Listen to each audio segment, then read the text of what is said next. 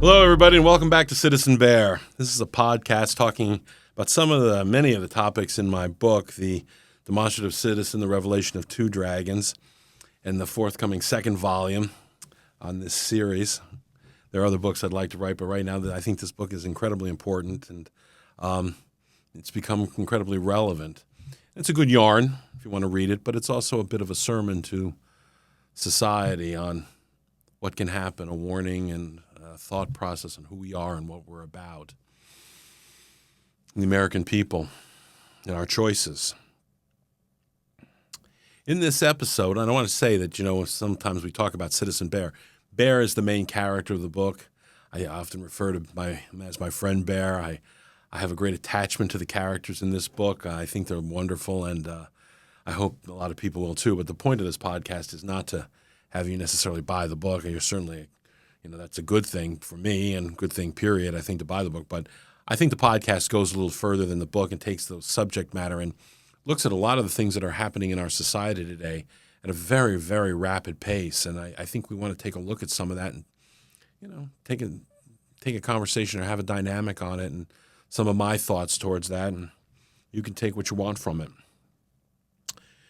In this episode, I want to touch on the money issue again, but only as a segue into a larger issue of our choices in the world stage.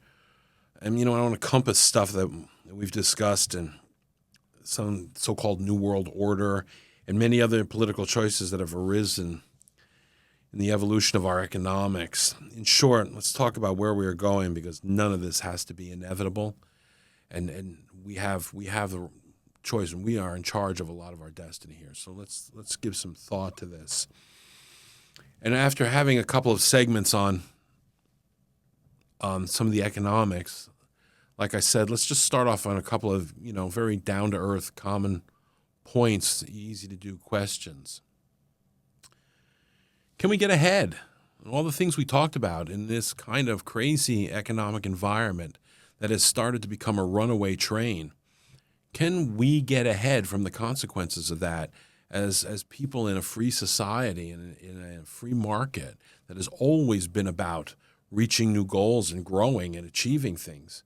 And I think the answer to that is yes, you can.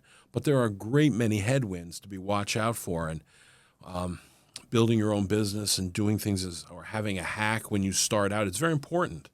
But it also, keeping it scaled and growing it and not jumping into it full time until you're fairly secure and you've built that business is also very important. And I think that if we want to look at the fact that working for a company nowadays, there are some people who do get ahead at that and climb the ladder, but they're fewer and further between.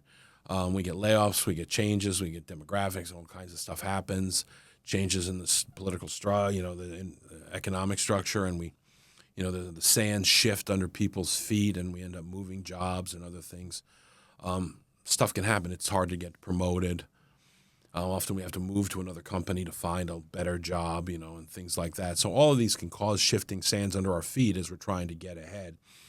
And certainly recessionary periods also have a lot to do with that. So and we'll talk about a few of those headwinds and things we've talked about in the past and try to relate them to that. I mean, virtually everything we do today is taxed.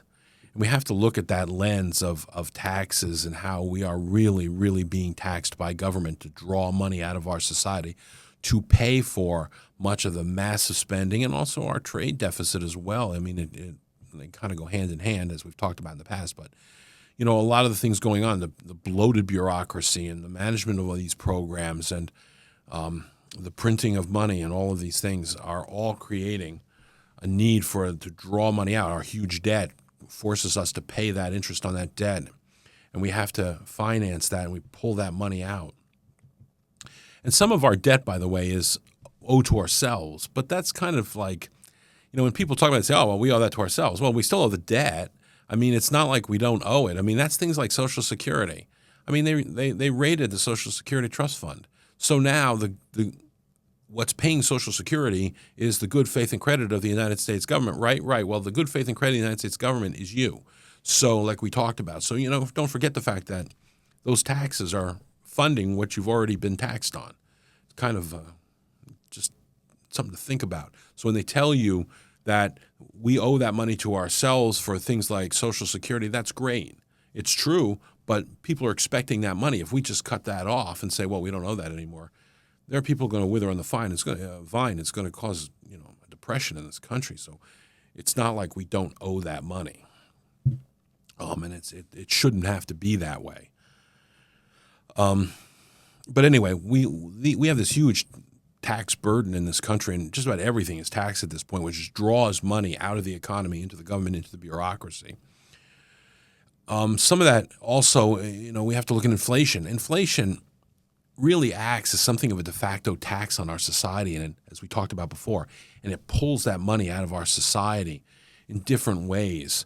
And what ends up happening with a lot of this printing money and taxation and spending and then inflationary money, a lot of this money ends up on the balance sheets of foreign governments, our government, and large multinational corporations and large corporations within this country. So it's not really, we talk about trickle-down economics, and we should be cautious about language in these things because we hear politicians talking about that. The term trickle-down economics has been bouncing around for a long time, and, it sounds a little demeaning, but some people say, well, that's, the Republicans just want to steal your money and trickle it down to you. Well, I hate to tell you, but the Democrats are stealing your money too, and they're trickling it down to you too. And the truth of the matter is the Keynesian economic model, which has been the prevailing model of being able to tax and spend your way into prosperity, we have so blown that out of the water. We are so far beyond Keynesian at this point with this. It's not even recognizable as Keynesian economics. But trickle-down economics is language that comes right out of Keynesian. So, don't let them fool you. They use these language and stuff like that. They're all talking the same language. The question is, what are we going to do about overtaxation and overspending, and what are we going to do about those problems now and get back into, a little bit more common sense and a little relief for Main Street? Because if Main Street goes down, trust me, Wall Street eventually will go down, and the rest of it will with it.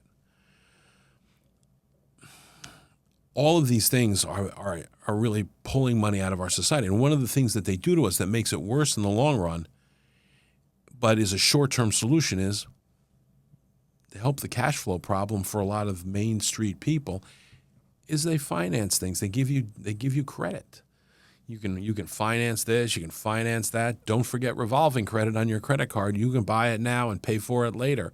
But the interest rates on some of these credit cards are just, and we all suffer under it at some point or another, is, it's extortion money. I mean, good Lord. You're talking 25%, 30% interest. I mean, that is shocking money out there. There was a time in this country, anybody charged that kind of interest, you'd be investigated by the FBI or something, but now it's legal, right? And there is a lot of risk in revolving credit, admittedly, but they get this credit out there and they give it to you very easily. And what happens is many people reach a tipping point with it. And then you're forced into bankruptcy, you lose your assets, and these big companies absorb all of that money back. So that debt, with interest and everything else, is a draw on our society because it's pulling money out from people who could spend on other things, right? The interest and all of that debt spending. Yeah, I mean, it helps in the short term, but it can be a long-term nightmare for the individual person. So it's another area that's kind of, if you will, inflationary. And it is a little predatory, but it's a solution, right? It's a short-term solution. I think one of the scariest hurdles for our society with these finances is the ideological bias, and we saw this really, really big under the Obama administration, and we saw it incredibly blown out of proportion under the Biden administration, with things like debanking people, using finance as a weapon. This, the Canadian government did this during COVID. The American government did it also a bit with COVID, not as terribly, but it's the same idea. But if you have a business, no matter how legal it is, you're a gun dealer or something like that, and they don't like guns, it's perfectly legal. You're doing nothing wrong. You're not breaking the law. But they want to get you out of business by debanking you. and making sure you can't write a check, you can't pay your bills, you can't do much of anything. And you can't finance, people can't finance their purchases through you. I mean, there was a move to make credit card companies so they could break out firearm purchases and ammunition purchase, and the goal of that probably in the end was to be able to cancel that. So, they've been attacking different rights based on ideological or finances based on an ideological, mindset. And that's really, really dangerous in our society. And it's another drain on our society because it puts sectors right out of business. And many people lose jobs, and it adds more to the problem. It doesn't really help. I mean, it's really more of a problem. And so our ideology seems to override all common sense and all the positive facets of a free market. So moving on and getting beyond some of that, we've talked about a couple of these things over time. I also want to talk about something that's really kind of a hurdle point is the attack on the dollar and the devastation of the dollar with printing this money, and also then looking at the challenges to the American dollar being the index or the reserve, also called the reserve currency, and having it, this BRICS thing and part of an economic struggle. I think BRICS personally is nothing worse than a bad joke, and nothing more than a bad joke, and it borders on, in my opinion, really just a state-funded cryptocurrency. But it is dangerous to our society, and it's more of a disruptor than it is really a viable reserve currency, in my opinion. But it is one step closer to disrupting the U.S. economy, disrupting free society, disrupting the post-World War II order, and disruption may be enough. Now, it doesn't really supply an answer, but it does supply a problem. And that's what they're working on out there, unfortunately, and challenges and what we're seeing in a precursor, an economic precursor to World War III, in my opinion. And this has always happened. Let's not forget that at the beginning of World War II, the United States was sanctioning Japan and putting a blockade on economic issues because they had invaded, and not only invaded, but they were brutalizing China at the time. And the United States cut off steel, cut off fuel, cut off all kinds of necessary things to their economy, and frankly, cut off a lot of the financial aspects. Even though we weren't the reserve currency at the time, we were still a major player in the markets, and Japan was put between a rock and a hard place. That thinking probably led to Pearl Harbor. It was a breakout moment for the Japanese. And so economics is always and this has happened throughout history, and economics is always kind of a precursor, and economic measures are always jockeying for position, moving the chessboard around. It's always kind of a precursor to military action. I think the general feeling is we can make them stop doing it. That's never really worked, but at least it can weaken an opponent. And I think right now that's rippling through the world economy. The point I want to make to you for the dollar, though, is, and right now we're watching gold soar. So gold's up around $3,400 an ounce. And it's unprecedented value, the cost. If you want to buy gold, silver's up quite a bit now too. I can't remember exactly, but I think it's in the $40 or $50 range. And it's holding. It's been climbing steadily over the last so many months, and it's a lot of this disruption and things going on in Ukraine, things going on in the China Sea, the Middle East, all these hot zones. We've seen gold go up. And that's not uncommon. Gold is often a hedge for oil trading and other things, but this is different. And I want to change your perspective on something, kind of think about gold in a different way. We say $3,400 an ounce. It costs, gold is worth $3,400. Well, it's not that gold is worth more. It's that the dollar is worth less. It takes now $3,400 to buy that ounce of gold, not $2,000. That's the drop that we've seen in the value of the dollar relative to gold. And it's an interesting perspective to take on gold and precious metals when we look at our overall economy and the value of our dollar, that is somewhat a problem for our spending potential, and it also is a bit of a kick in the pants to our reserve status. So the dollar is less valuable and it has less buying power because we've printed so much of it out there. It's just part of the problem, but it is one part of the issue. And also our debt and all the other issues that go along with that. And remember, at the end of this, I have to reemphasize this. There's no secret sauce. There's no magic wand here. Your assets secure the debt and the good faith and credit of the United States government. And there can come a point where those taxes that we see are them using their taxation ability and overwhelmingly using it to pay for these debts and so forth and so on, all these other issues. But if things get worse, they're going to have to tax or pull on more on those reserves.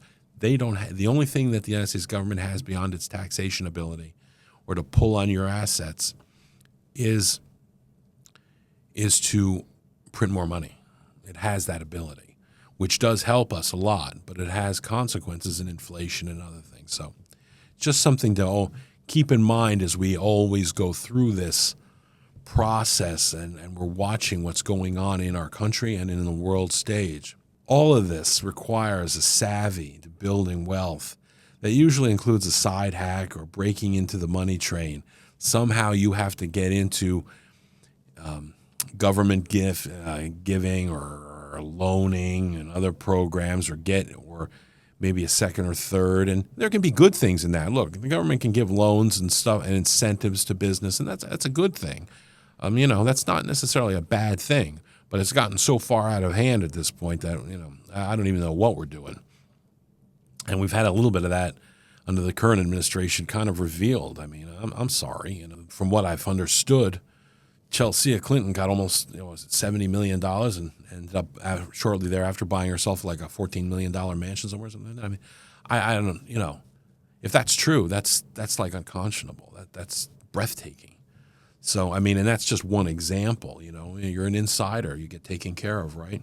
When we get into also side hacks and things, as I said earlier on, we want to be able to kind of, scale that business and make sure that it's growing at a steady rate and that we have the ability to sustain ourselves with having to live off the business. And eventually you will convert from what you do for a living to running the business, or maybe not. You can have passive income items that you can continue to work and have passive income and things like real estate and other stuff. So there's a lot of different angles and something to what interests you and what opportunities face you. And they all have their pros and cons, and you can go out there and give it a shot, right? So there are ways to get ahead. Certainly saving consistently and putting money away is the best, one of the best things you can do, but you have to position yourself to be able to do that. And it means a lot of sacrifice and other things. And if you're continuing to move up beyond a set living standard, you can continue to get promoted and do things well, you already build your business, you'll be able to put a lot of money away and build equity and continue to scale, reinvest in the business, and hopefully scale up. I kind of want to move on from this now. We talked about this, and I want to kind of get into the idea of a new way forward and kind of segueing into a new topic off some of this financial stuff. So, after we talked a lot about all the big things like starting with 2 sections on economics, I think it's important just to take a few minutes and talk about, like we just did, talk about some of the good and bad. And yes, there is hope, and yes, there are things we can do, and yes, you can get ahead. But we have to be careful out there.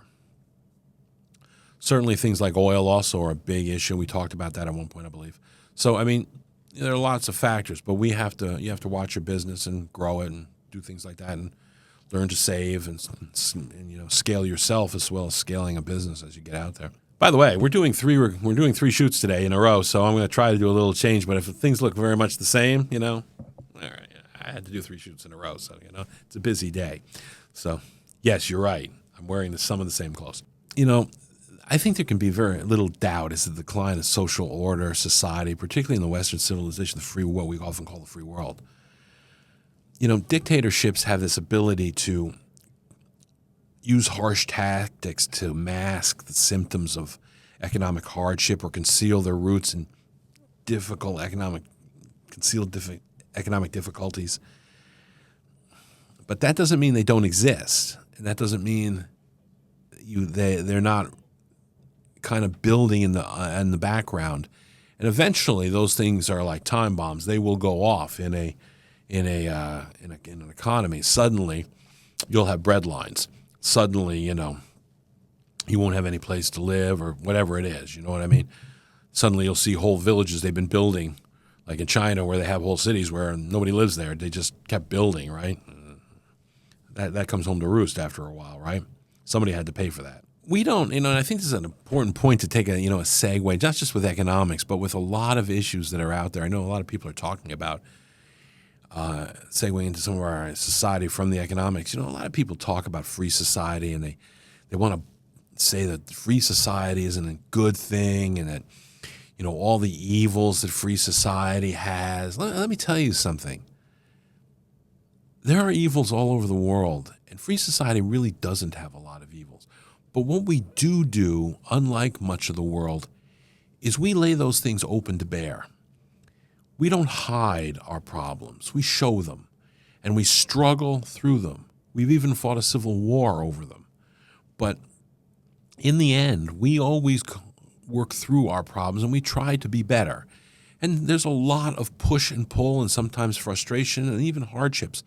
But we always try to work through that, and that is how free society and the free markets get better, and we advance ourselves. Authoritarian regimes can make themselves look nice, but make no question about the fact that they have true evils and hardship under the surface, and they don't want anyone to see that, and they hide it.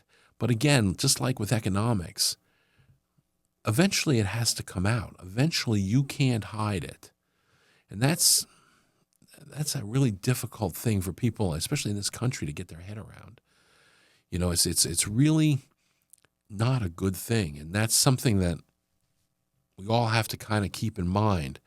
That while free society and the free markets can be messy, they are transparent most of the time, at least. One of the big things out there is energy, and I think that just touch on it quickly in the economics and in our society. We have a growing time bomb in the world stage, and we hear a lot about this, and it's the need for more and more energy and how we've built a world on fossil fuels, and we're probably going to run out of that in 100 years or so, and we're looking at wind and other things. But one of the things that we don't look at is all of the technology that we're putting out there, and great technology, amazing stuff, including AI. But the power that this begins to really demand is mind-boggling. So the draw on our electric grids, the new need for power is overwhelming, and it's going to continue to grow probably exponentially over the next few decades. And so this is requiring new things on a lot of different power sources.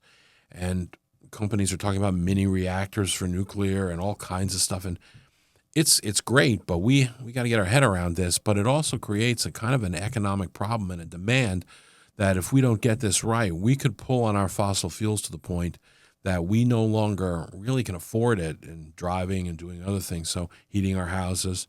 And we don't really have great alternatives for that. So we have to consider that in our economic, and it is demand on our economic standards in any society within the world right now, because these things are happening and they're moving forward. But let's talk about some of the bigger issues. In the martial arts, they have this concept. It's particularly true in the grappling area of the martial arts, where you throw an opponent off balance. You hold, you pull, you push, you throw them back, with the concept that they'll push back on you, or that they'll try to regain their balance, because being on balance is where you need to be to win. And so you struggle for balance, and you're constantly pushing each other to gain a footing and an advantage.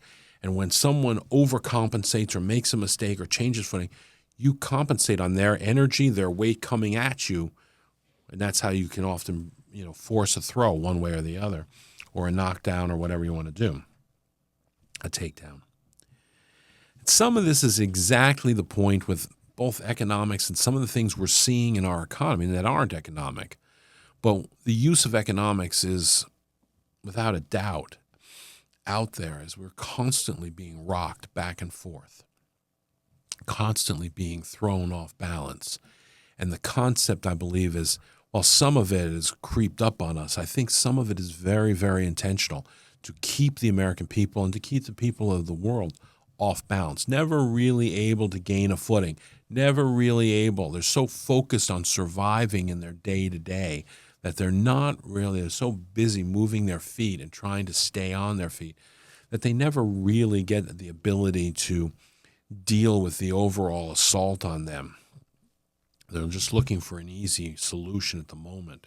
And it's been happening to our country for years, both economically and, frankly, social politically. And I think that it's something that we really have to take a step back on, because I think we've been so focused. Our media and everyone keeps us focused on small stories, the trees. Look at the bark on the trees. They keep you on a topic. This happened in this city. This happened in that city. Oh my God, there's something going on over here. There's something going on with this over there. And in the end, we never really look at the larger picture of what's going on. Why is all of this happening? Why am I being rocked? Why am I off balance? What is going on in our world? And I think that and this goes on with many things, including drugs in our society. It hurts. It kills people. It throws people out of their ability to function properly. And if they're deeply addicted, particularly, and many of these drugs now today, they just kill you, period. It's just, done. So, I mean, we have to really take a look at how this is affecting our society and how we're being rocked back and forth. And how, like a drug addict, in many cases, a lot of people today with the financial need, I need that credit card. I need this. I need that. They need the fix. They need the problem. I need to solve the problem in the short term. And they're not being bad, and they're not wrong. I mean, they've been put in a position where they're being rocked back and forth so much that they need to get their footing down, and they need to keep food on the table or pay a bill or provide something for their children. And, that's the solution that's been handed to them. And it's a drug. And it gets you in the end, but there's nothing you can really do. It's the cards you've been dealt. And we never seem to be able to get through to the point that we are able to fix that problem. And the real problem, one of the hardest things for me, I have to say, it gets me with this, is when I really started looking at the woods, I realized how much, and we're going to talk about this in the next couple episodes, I really am shocked at how much of this is, a big picture issue, in that we're paying for it. My God, man, it's our tax dollars that are actually working against us. That's shocking. I mean, they're taking the money out of your bank account and finding ways to take more money out of your bank account or make so you can't have enough money in your bank account. But you can't. It's harder and harder to fight back when you are that way, isn't it? I think finally in our society today, and again, this is going to start taking me into the next two episodes, but I think we've seen something in our society today. The American people, through the ballot box, have pushed back, and they've gone back and really digested. They've gotten over the lies. They've gotten over the lawfare and everything else, the viciousness that we've seen in our society by a group, and the attacks on political opponents and so forth and so on. And we've really seen the voters kind of reject this old system and kind of going back and saying, we need someone who's going to work for us. We need to make a change. And that is happening. And you can struggle with how it's happening, but it is happening. And that's a breath of fresh air for our society, and we need to keep doing that. We need to keep rejecting this. And like I said, in the next couple episodes, we're going to talk about this. Because these economics are really a violence against the American people, and they can be used as even worse violence, as we've seen and we just talked about a little earlier. But we also have to be cautious not to overreact against these things. Because like I said, in that push and pull, we don't want to over push back in case it's used against us. And that's something that we really should be aware of. And we talked about that at crossing fine lines and having a mindset of absolutes. We need to be a little cautious. I mean, that doesn't mean that we should limit our strength or that we should limit our resolve. It's just that we should be cautious at any given moment about how far we go or how much we do at any one moment, how harsh we become, because we have to be careful about that too in pushing back on it. It took a long time to build this nonsense. It's going to take some time to dismantle it, and it's our responsibility through the ballot box to make sure that we keep leaders in power, both in the Congress, in the state houses, the governorships, and in the White House, that manage this money, that manage our lives and continue to move this and continue to change this system that gets a little more favoritism. And I think this is one of the things, like I've talked about before with tariffs. While there's short-term pain with tariffs and problems with them, they have a longer-term solution, especially by bringing business back to the United States, and that gives relief to the middle class. It gives relief to the Main Street spenders in our country, because they offer some more stability, and it offers life and fresh spending and jobs to our society. So that is relief, a way to get money not trickle down, but money directly into Main Street. So the long-term implications of tariffs is the money doesn't necessarily go into the balance sheets of big corporations. It eventually, through a roundabout way, ends up on, will go into the government's balance sheet, but through a roundabout way, by encouraging business to come back to the United States, and offering some incentives to those businesses, we can get more jobs and we can get money directly infused into the middle class. And I think that's incredibly important and incredibly something that we must sustain as a people in the ballot box. We can no longer, I'm not telling people about a party. I know one party is, their lines are kind of very clear right now, but over time you may find they become a little less clear. People get back to the middle, and that would be very refreshing. But we have to be careful about this, and we have to kind of make sure that we're electing candidates that are focusing on economics that serve the Main Street and serve the populace and relieve taxes, shrink the bureaucracy. We have to be careful of those who want to go out and seek their own way forward and implement their own ideological things, regardless of what the American people want or whatever is in their best interests. I mean, right now in New York City, we're seeing a candidate who is pretty much a communist. He's a Marxist communist. I mean, he can deny it, but all the language, all the policies, that's what they are, Walks like a duck and talks like a duck. It's probably a duck. And this is how using economics is also how a lot of these parties get into power. Communists, it's how the Nazis got into power. They took advantage of the hardships and talked about a better way forward and talked about new ideas. This is how Stalin got into power. I mean, well, not just Stalin, but the communists in Russia, Lenin, they started with economic hardships. They capitalized them. The bread riots and things like that, they started by protests, and they said they had a better way forward, and people were hurting, and they got convinced. And this is what's kind of happening with this New York City mayoral race, that after all the problems, which, by the way, were brought on by a Democratic president and a Democratic mayor, but we're going to elect a Democratic communist. It seems like, if we go 2 miles, it'll be better. No, it's not going to be better. But those hardships that were created in New York City are bringing in a new way forward. It's not a new way forward. It's an old way forward that has repeatedly failed. You're not talking about a way forward. You're talking about a quantum leap backward. And it has always been backward to darkness. But people can be swayed. And so economics can play a huge role in how our society is governed and how we are led, and we can double down on the problems if we're not careful. And we have to continue to use the ballot box to make sure we don't make the mistakes of other societies that have come before us around the world.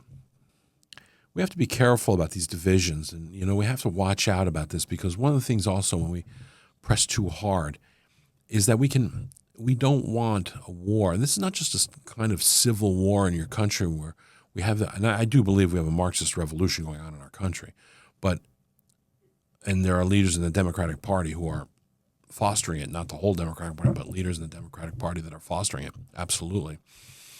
And we've seen this through anarchy, and we're going to talk about this in the next 1 or 2 episodes.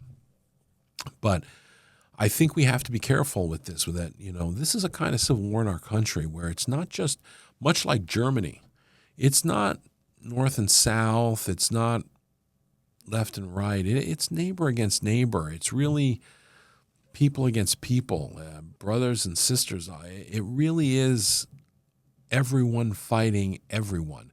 And that is a terrifying, terrifying proposition that will be more destructive than probably anything else we could have happen in our country. Unfortunately, it is the hallmarks of a Marxist revolution to continue to upscale anarchy, to continue to upscale violence, and protests. So we have to be careful of that. And we do have to push back on it, and we have to fight back against it. But we need to watch we need to be measured. And, I guess what we're saying here in the end is that we have to be careful that through all this, with economic hardship and difficulties and looking to get ahead, we don't fall into the trap of other nations that have come before us in the world and ultimately destroy ourselves. And this is a great tool for powers like Russia, China, Iran, because they would like nothing more than to have us destroy ourselves. The Art of War tells us that, Sun Tzu's principles of war, you don't gauge a battle until it's already won. And so the external enemy would like nothing more than to have us destroy ourselves before they attack us. And they are on the brink of attacking us. They already are in many ways. The storm clouds have begun to shake, but we're going to talk on to rise and form.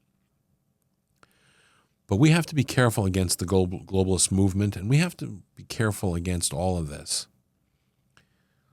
When we allow communists, when we allow authoritarians to take power in this country and Marxists to change how we do business, when we let people use this economic hardship against us,